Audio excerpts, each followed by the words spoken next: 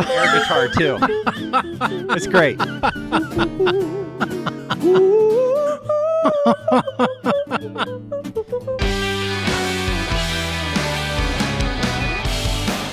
Greetings. Welcome to ITR Live. We have a very special episode today. We are taking this on the road for the first time. We are live in Davos, Switzerland for the World Economic Forum. And we have not advertised this much, but our own John Hendrickson was invited to give one of the keynote addresses at the World Economic Forum. So we got John here. If he can stop laughing, he has many thoughts. But John, tell us a little bit about the World Economic Forum and how you got invited to be here. Well, it's very exciting.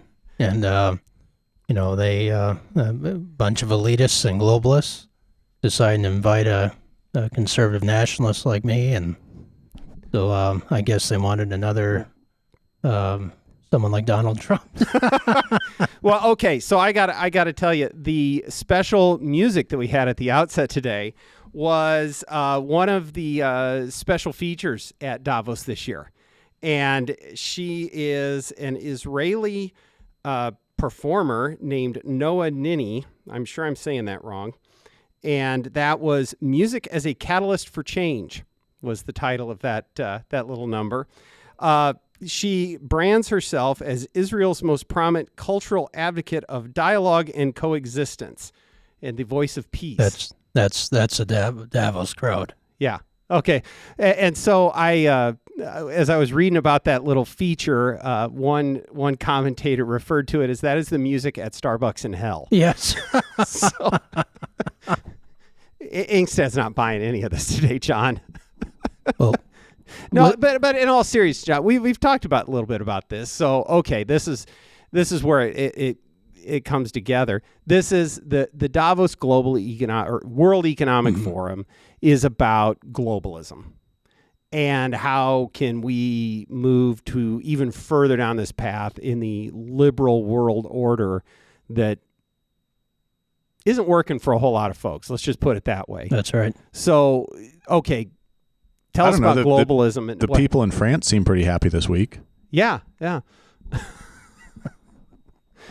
The French have a long, proud history of protesting everything. So, yeah.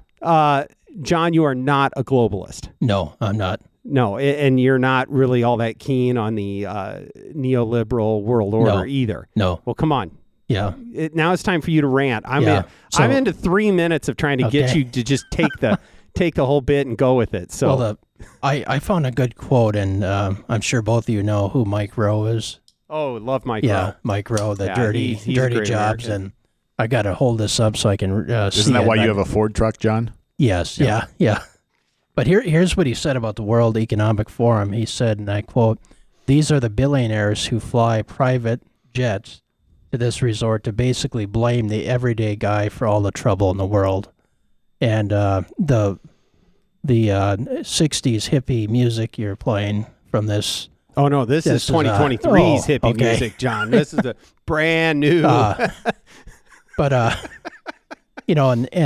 Starbucks from hell could be a good name for World Economic Forum, because I'm sure they're all sipping Starbucks but in all seriousness, what it is these are international elitist politicians from both political parties that attend this meeting. Unfortunately, there are Republicans that attend, but there's also leaders from all across the world, business leaders, and they champion basically global free trade, open borders. For example, John Kerry and Vice President Al Gore were there basically, saying that if we don't do all this stuff, the world's going to come to end because of climate change. And there's another guy there who said that we need to quit eating meat because cattle is causing global warming, and so we should all start eating bugs as an alternate source of protein. And so I guarantee you none of the people at the World Economic Forum are going to start eating bugs, but they probably, like the rest of us, do. And it's a little bit like Joe Biden cooking on her gas stove. Yes, yeah. Okay, good. Yeah. And the other thing, too, another story that sort of slipped out of the headlines was that Uncle Joe last week met with the leaders of of Canada and Mexico, and they signed what was called the DNA document, the Declaration of North America, which in a sense was a commitment to open borders, kind of a common market, and emphasizing equity, diversity, and inclusion. And this kind of slipped under the radar, but this is exactly the stuff that's coming out of places like the World Economic Forum. And I remember when then President Trump addressed Davos, Trump basically shocked them because he said, you know what, I'm going to put America first. I'm going to put America first in terms of immigration and trade and foreign policy. And I'm not going to get into any of this global nonsense. And I think, this is why a lot of people feel like the system has failed because, the beneficiaries of their worldview has only been themselves, and everyone else has suffered under that. I would submit that we already have a very inclusive southern border, so I don't know that we needed a new declaration for that. But anyway, it's real easy to poke fun at these people, and there's so much lack of self-awareness of whether it's Mike Rowe, who is maybe the best voice we have in America of the everyday guy or girl that gets up and goes to work doing a trade or some other manual labor. He's famously the host of Dirty Jobs. I think maybe you mentioned that, but no, he does some wonderful stuff. He writes and is. I just recently became aware that Mike Rowe was once a host on the Home Shopping Network.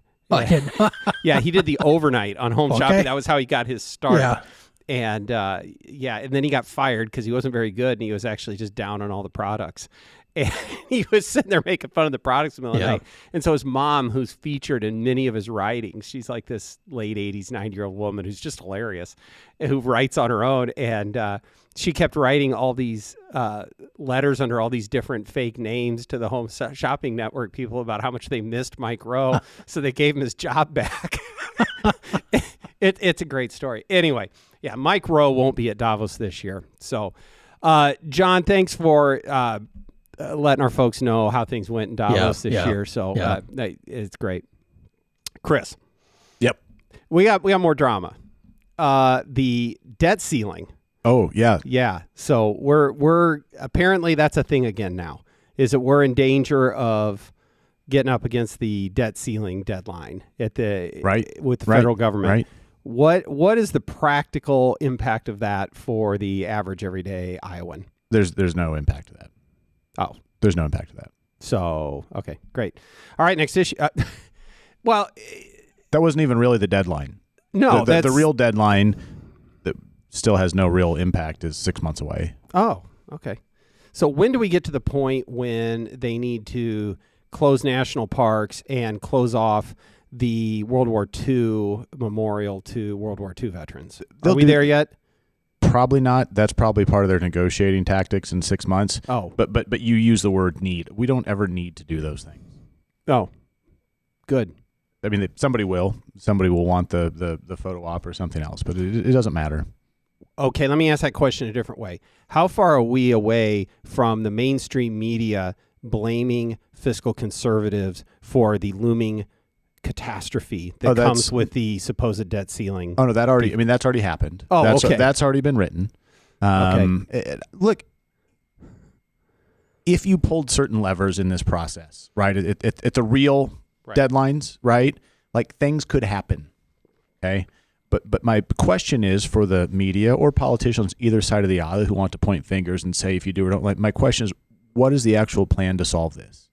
Right? I mean, and there is a school of thought that this is sustainable because it is in nobody's interest for the U.S. to actually default. So somehow magically this goes on and nobody ever has to actually pay the bills. That is a school of thought that bright people put forward. The deficits don't matter. We will inflate the currency forever and it'll all fine. Okay, good. To me, it seems like at some point the chickens come home to roost or that bill is in fact due. And the question is, how are we going to get there? What are we going to do? And so instead of staging the closure of the World War II memorial or, the Washington Monument or closing the national parks or anything else, instead of thinking so much of those things, what do you really want to do to get our fiscal house in order? And that's the thing that, frankly, neither side has exactly gotten right in D.C. I made my flippant comment about the quote unquote mainstream traditional media, but there's so much consternation, yelling and screaming and blaming when we get up against this debt ceiling. And yet there is no conversation about all of the profligate spending that gets us to that point. So when do we get to have the conversation when the money's actually being spent? Oh my gosh, this is awful. We shouldn't do this. We're going to have this catastrophe. Nobody wants to have that conversation, right? I think at the federal level, it is just a nebulous idea that's out there. I mean, Iowa's budget is north of $8 billion and south of $9 billion, right? Our general fund. And while those are numbers that most of us aren't going to have through our bank accounts, except maybe our Davos attendee he's here, going to have all kinds of contracts. We can still kind of sort of wrap our mind around that, right? Yeah. The federal budget, the federal debt, the federal deficit, right? Those are three separate things, by the way. But it is such a big dollar amount that nobody can put that into context. And so we don't even think about it when we see these programs. I mean, how much money are we sending to Ukraine? Right, I mean, actual dollars, not just the aid and stuff. That's exempt from the debt ceiling shutdown. Okay, anyway. No, the dollars are going to keep flowing to Zelensky. I mean, you can have your choice about whether we should or shouldn't support Ukraine or how much, but like there is a very real price tag attached to all those things. Maybe somebody should think about that or raise those questions, right? Well, go ahead, John. There have been a few people to raise these questions, challenging this. The funds going to Zelensky and one thing that regardless of where you stand on the whole debate over the selecting of the speaker, which Kevin McCarthy eventually won, but one of the objections and one of the reasons there was such a fight by some of the conservatives in the House was that they wanted to have some commitment from the McCarthy on reining in spending. But then what happens then is the establishment Republicans say, well, you can't cut spending because that means you're going to cut defense spending. And so when the Democrats are in control, they start saying, well, we got to increase money on all these non-defense spending programs. Republicans say we can't cut spending because we got to spend it on the military.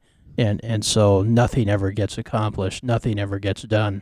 And so there's very few politicians that are actually fiscal conservatives. I mean, they're almost extinct. Rand Paul is probably one of the exceptions, and J.D. Vance, I think. And I think there's some good people coming in now that may hopefully put some pressure on McCarthy to do something.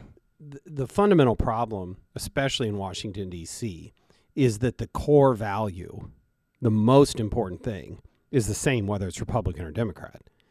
And that's getting reelected and holding on to power. That's right. It doesn't really have anything to do with the federal deficit, federal debt, or the amount of defense spending or whatever. It's getting reelected. And to that end, it is far easier to vote for more spending when, as Chris pointed out, it's hard for people to really understand what's an extra $1 trillion here or there, right? It's just more. So it's a lot easier to vote for more spending than it is to actually try and have a grown-up conversation about the responsible amount of money that gets spent. So, and like a lot of things, the moment that something happens, right? We've crossed a certain line and we go, oh gosh, what are we going to do? And we close the monuments. It wasn't because we had action or inactivity that given day. It's all the things we've done and leading up to that point, right? So for good or bad, it is rarely that singular moment that matters or where the difference could have been made. It is all the decisions leading up to that. Yeah. So regardless of how you feel about the debt ceiling and however you want to posture, it doesn't matter. The things that we're going to have to fight about in 6 months, the stuff they're doing today and they've been doing for years that lead to that. One thing I'm reasonably confident, no matter what gets shut down or delayed or stopped, is that the Internal Revenue Service will continue to operate at full strength throughout. So I think we can be reasonably sure of that. Well, I like to pivot whenever we get done dunking on the federal government or globalists or whatever to the way things work in Iowa. is that we are on the precipice of the legislature on the floor of both the House and the Senate considering the governor's proposal on educational savings accounts. And it is on the debate schedule for Monday in both chambers. It's out of committee, and they're both going to consider it at the same time. And it appears that we are going to get an up or down vote on that bill. And most of the insiders that I talk to are optimistic that it'll pass. But again, we are showing how government works. Government will continue to operate in a balanced budget, enacting conservative reforms that put people first instead of government institutions. And it's exciting.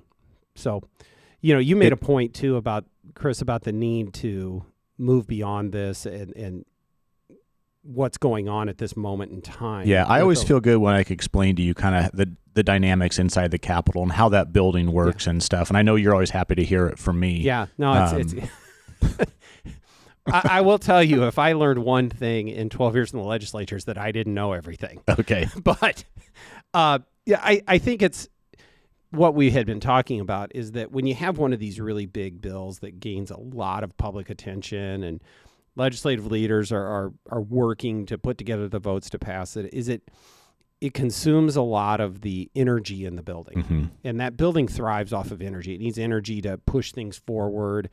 And so this will be week 3 of session that they consider this bill. And that's really early. And that's a good thing because it's sort of pushing other issues not out of view, but it's making it harder to work through some of the other things. So it's a hurdle that the legislature needs to clear so that they can move on to the other issues that are on the agenda, specifically property taxes, and we can start working harder on those. And we'll come back around in probably about 6 weeks and talk about what a legislative funnel is, or really why it matters or why it doesn't. But it's almost like a little mini one right now. That this is a threshold moment that this legislature, and frankly, it's not even just this year. This issue has been hanging over the legislature for the past several years, and it is finally time to get this one done, get it behind us, get Governor Reynolds a win on her signature issue, and let's move on. So, yep. Okay. Yep. Good. So, globalists suck, federal government's broken, and Iowa's awesome. Yeah, it's kind of a recurring theme on the podcast here, John. That is, yeah. All right. Gentlemen, that's actually a pretty full episode for us today. I know John's got a lot of travel ahead of him to get back here to the States. And can we talk about steel tariffs next time? John, we might have to do like a whole series on steel tariffs. I think listeners would like that. John's not kidding, folks. And he's done a lot of research on this, and he is passionate about the issue. It's personal to him. And, let's maybe, you know what we'll do, John? We'll have you host the podcast someday. Okay. And then you can fire off the questions at us, and we'll do a steel tariff episode. All right. How's that sound? Sounds good. All right. All right, gentlemen, thanks for joining us. Have a great weekend. Appreciate everyone out there being a part of this episode. And don't forget to like, subscribe, share, comment, throw it out the window, however you see fit to handle this. But if you like the content, please share it with your friends, and we'd like as many people who are as interested to have a chance to be entertained by John's trip to Davos, Switzerland. So with that, we will see you next time on ITR Live.